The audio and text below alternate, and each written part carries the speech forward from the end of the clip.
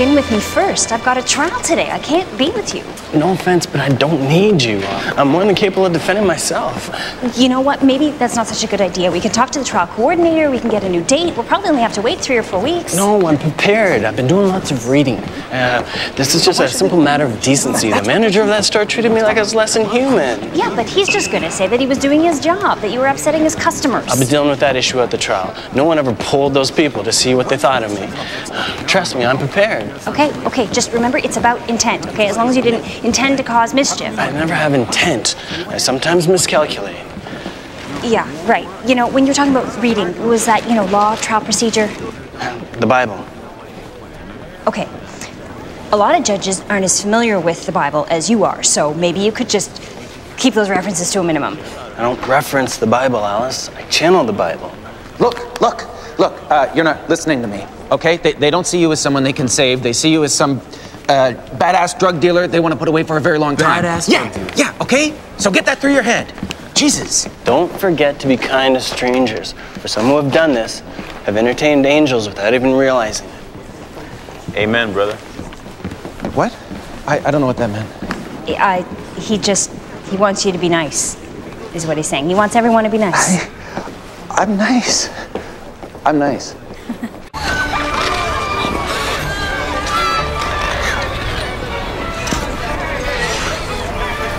He came into the store all the time. People thought he worked there. He would tell them what kind of computers to buy, what software they needed. He would ask if they had any specific requirements. I was helpful and informative, which is why you should have just given me a job. Save it for your testimony, Mr. Jackson. I'm just not clear on what the problem is with being helpful. Well, maybe if you'd listen, you'd find out. Go on. Customers were wondering why we had somebody working for us who smelled like a garbage dump and hadn't changed his clothes in 10 years. Objection, that is unnecessarily gross exaggeration.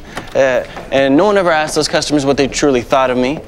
You can bring it up in your cross-examination, Mr. Jackson. I just believe that before he makes those broad and hurtful statements, that he should possess the information to back them up. Okay, Your Honor, if he keeps interrupting, we're never going to get through this. Okay, let's just try to keep this as efficient as we can. Otherwise, I'm going to feel obligated to bring another lawyer in here to help you. And we don't like lawyers, do we, Your Honor? My apologies, Your Honor. I'll do better. Okay, so what made you call the police? As I was saying, he looks like a homeless man, he dresses like a homeless man, and he smells like a homeless man. And that means I should be shot, I guess. Shoot the homeless person, abuse the homeless person. Don't ever listen to the homeless person, even though he has got good advice to offer. And that is the last time I'm interrupting, Your Honor. The issue wasn't the quality of advice he was giving. He was becoming increasingly belligerent. And on this particular occasion, what happened? Well, he was giving his usual helpful commentary, but very loudly. I asked him to leave. He refused. I was forced to escort him out of the store. Manhandled is more like it. Shh. I escorted him out of the store. He noticed a help wanted sign we had put in the window. Well, he came back and asked if he could apply for the job. I was as firm and kind as humanly possible. That's what they used to say on the plantations when they whipped us. He started yelling at the customers, telling them not to buy from us. We were idiots. We didn't know what we were talking about. Then he went on about the white man's culture, our inherent racism, our hatred of the homeless. The customers were leaving. I had to call the police. Why wouldn't you hire me? I explained that. Because I smell? That's part of the reason. Good hygiene is essential in a customer service position. I smell like what I am, a homeless person. Do you have a policy against hiring the homeless? Your Honor, Mr. Damara's hiring policies are not on trial here. I beg to differ, madam. It's a charter issue. I have a right to apply for a job in my own country. Well, he's got a point. But he wasn't arrested because he was trying to apply for the job, Your Honor. I wasn't being seriously considered for the position. Anybody has a right to get upset when that happens. I absolutely did not enter this store with the intention of causing a disturbance. Now, if you're listening closely, Your Honor, you'd realize I just made several very good points, especially about intention. Oh, I always listen closely, Mr. Jackson. Now, do you have anything else you want to ask this man? No, he has sufficiently revealed his hatred and bias to my satisfaction. Miss Sunt. It's okay. It's okay. Great, just get away. I don't like orange. Okay, Mr. Jackson, you can just start at the beginning. Are you ready? Yes, thank you. What were you doing at the computer store? Offering assistance. I have knowledge of computers accumulated through an education in mechanical engineering. And you like to share that knowledge? Well, yes, I like to share everything. I like to share what little food I get to anyone who needs it more. I like to share any clothing or toiletry items I might acquire. Mostly, I like to share my ideas on how the world could be a better place in the way that God intended for his children. Could you possibly ask him to stick to the matter at hand, Your Honor?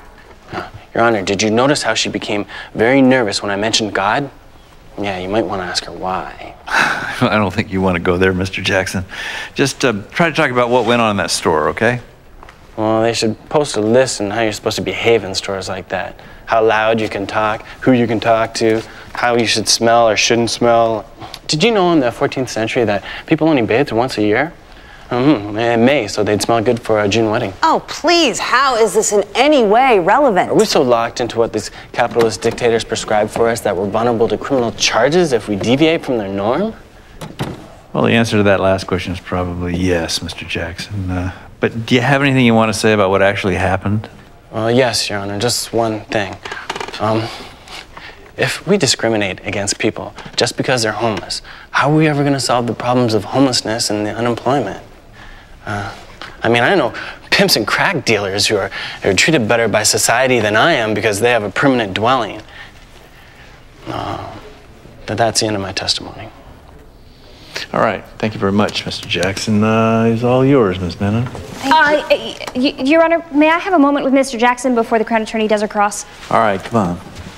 But don't say anything to cramp his style. I'm having a good time up here. Okay, thank you.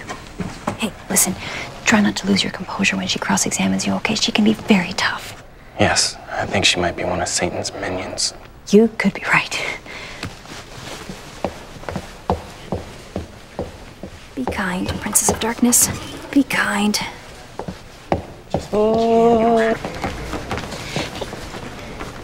Mr. Jackson, when you went into that store, did you... That voice whispering in your ear, who does that voice belong to? I just want to talk about what happened... Turn away from that voice. ...in the store. That voice belongs to the devil. It's a devil that makes you an uncaring person. Your Honor. It's a devil that makes you and your like think that because you have money and homes that you're entitled to privileges never realized before, like someone like me. How long are we supposed to take this? Well, that's what you get for provoking him. I'll tell you what happened in that store. I was manhandled and tossed out of there like garbage. The police, who are servants of the capitalists, came to take me away so I'd be silenced, but I will not be silenced. Yeah, no kidding. What good is it, my brothers, if a man claims to have faith but has no deeds? Can such faith save him? Faith by itself, if not accompanied by action, is dead. James 2, 14-17. Amen! She's happy I'm not going to jail. Me too. Thank you, sweetie. I just think there must have been a better way for us to handle it. Alice, I won.